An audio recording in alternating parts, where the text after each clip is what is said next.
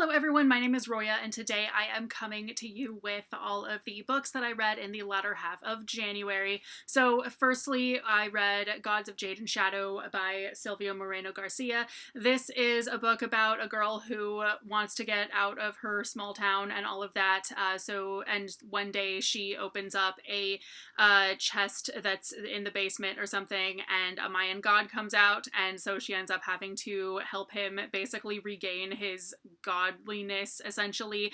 This was a really good book. I thought that the characters were really good. The villains were also really good. We actually get basically this anti-hero slash villain who is the cousin of the main character, and he is a jerk, and we kind of see just why he's doing all the stuff that he's doing, just because he hates the main character, because he just has a lot of resentment towards her for stuff that's really just his own insecurity. So I thought that really overall the villains were very on point, and the romance between the two main characters is also so good. Next, I read Magic for Liars by Sarah Gailey. This is a book that I liked, but I didn't, it kind of was a little bit disappointing to me. I was expecting a lot more out of it.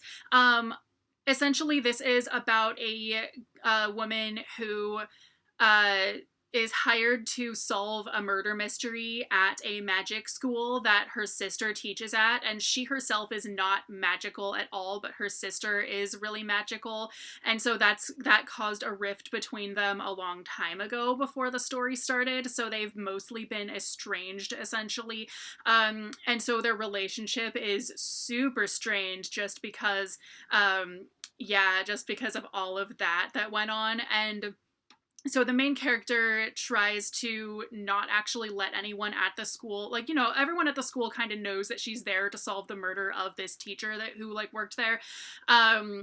But they don't know that she's not a mage herself, so she kind of just lets them think that she is, essentially. But so I thought that since the murder mystery aspect of the story was like most of the story, it was most of what it was about, and I felt like it was a very lackluster murder mystery. So I'm a person who used to read a crap ton of detective novels before I ever had a booktube channel, and now I don't read very many of them at all anymore, but I used to read a lot of them, like a ton. It used to be like one of the main things that I read all the time. So so maybe I'm kind of being a detective novel purist here, but the things that I found to be lackluster about the murder mystery aspect of this book are things that, if the book had followed the rules of kind of what makes a good detective story, it would have been a lot better, in my opinion. Again, that is just my opinion. Like, if you're not reading this for the murder mystery aspect of the story, that's totally, you know, up to you. But like, so basically, essentially, the murder is just like the only murder that happened. It was clearly a like one-time thing. There are no other murders happen throughout the story. There's no like fear of, oh no, we have to find out who did this because they're gonna strike again. Like, it was pretty clear right from the start that this was a one murder dealio. Like, nobody had any suspicions of anybody doing the same thing again to somebody else at all. So there was really no high stakes involved. There was no like pressing need to find out what happened at all. And then also, most of the story actually ended up revolving around some suspects who actually ended up having nothing to do with it. So it was essentially, so it mostly followed like some kids going to that school and whatnot, and stuff that was going on with them that ended up having nothing to do with the murder itself. Overall, I liked this book. I thought that it did a good job of having, like, you know, the relationship between two sisters who were totally estranged up until that point, stuff like that. And I liked the magical aspect of it, where the main character doesn't actually have magic and she's trying to make everyone think that she does, all of that. But I think the murder mystery aspect was just totally like, no. And the whole rest of it, everything else kind of that was a conflict in the story that ended up having nothing to do with the murder mystery, was also just very lackluster, and I felt like it just kind of fell flat for me. Like, I didn't dislike this book. I still really enjoyed reading it. I just really did. It just wasn't what I thought it was going going to be for me. Next, I read I Am the Rage by Martina McGowan. This is a short poetry collection about basically what it's like to be a Black woman in America, or a Black American in general, but a lot of it is, it just kind of depends. So it's a bunch of poems that some of it has to do with just being a Black American in general, or being a Black woman in general, and then other things that have to do with more specific events. Like it does have a poem in there about Breonna Taylor's murder, for instance, and about the protests and stuff like that.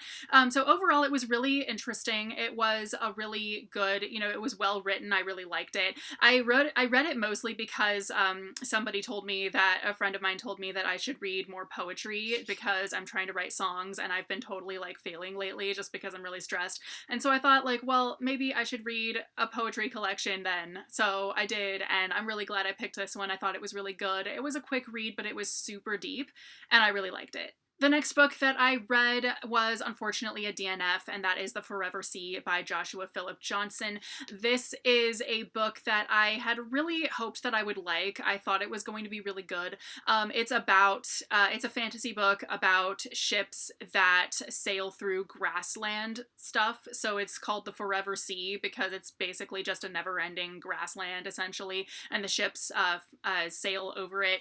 And essentially, the main character is a girl who is part of a ship's crew, and her role on the ship is to maintain the fire that keeps the ship sailing, which is really interesting, but also really, it didn't go into how exactly that worked, but like different formations of how you form the fire and how you put the like fire sticks and stuff together makes the ship do different things and go faster and whatever else. So it was really interesting, but I felt like there was very little character depth. I got a fourth of the way into the book and there was still just no character depth practically.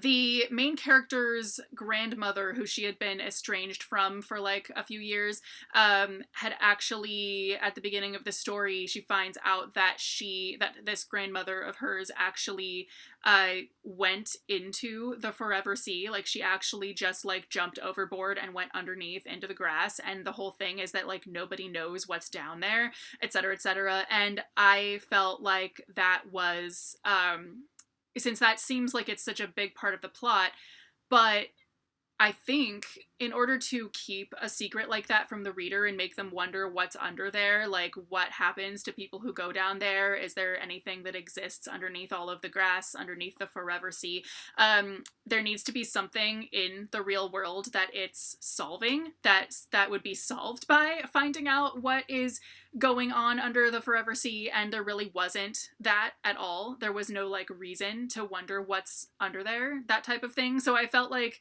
that combined with the lack of character depth made me kind of just want to put this book down. It's not that I wasn't enjoying it at all. I just felt like I would have liked it a lot more had those things been present in the book. The next book that I read was an arc that Penguin Teen kindly sent to me, and that is The Last Night at the Telegraph Club by Melinda Lowe. It had been a while since I last read Melinda Lowe, but because I remember reading her like before I ever had a booktube channel. But anyway, this book is super good. It's about a Chinese American girl named Lily who is discovering that she likes girls and not boys and all of that stuff, and this takes place in the 50s during the Red Scare and all of that. So she starts falling for this girl who goes to her school, and meanwhile her best friend, who's also Chinese American, is like trying to get her to have a boyfriend and all of that stuff, and she doesn't want to do that. She just wants to like talk about planes and rockets and outer space. Like she's not even into the same girly type of traditionally feminine for that time period stuff that her friend is into anymore. So basically they're only friends out of like convenience at this point. It's like super weird. So she just wants to spend more and more time with this girl who she likes, who does like the same stuff as her and all of that. And it's a really good story. I could barely put it down.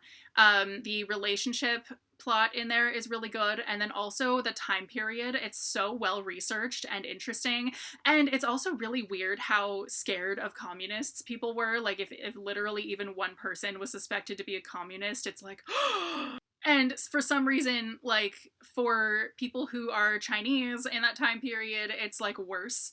if someone's suspected of being a communist, because then that makes you like deportable essentially if you weren't born there, all that stuff. So it's like super weird. But anyway, I thought that this book was so good. I really, really liked it, and I could barely put it down. So the last book that I read in January is Perfectly Parveen by Olivia Abtahi.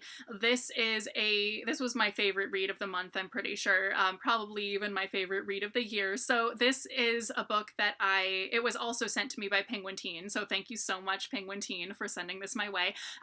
So this is about a girl named Parveen who is Iranian American. She has an Iranian dad and an American mom who's like white and blonde and doesn't clearly has none of the same like issues with her body that she does, all that stuff.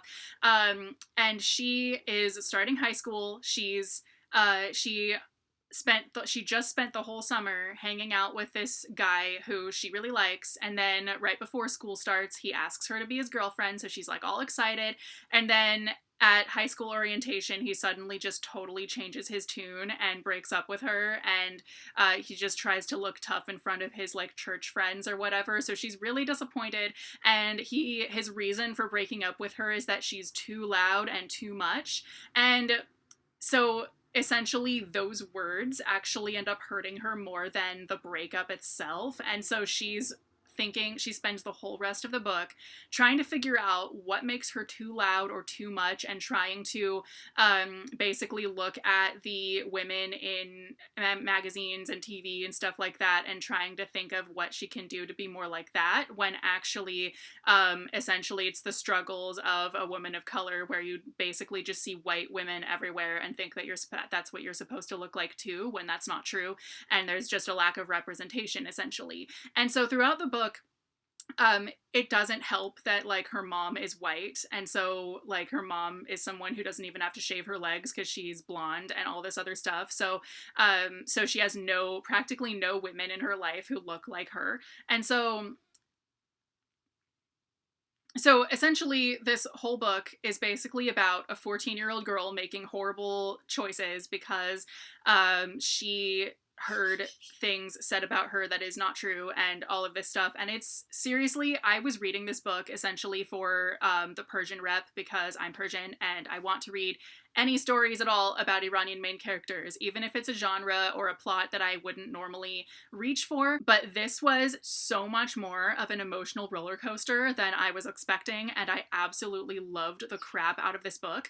And the fact that it's so Iranian also just, I loved it. And like all the dialogue is like, there are so many references to like funny things about Iranian culture that I was just very amused by the entire time. Like, and I was super absorbed in it the whole time. It's a really quick read and I could barely put it down. So anyway, those are the books that I read in the latter half of January. Definitely let me know if you've read any of these, have any thoughts on them, and I will see you very soon with a new video.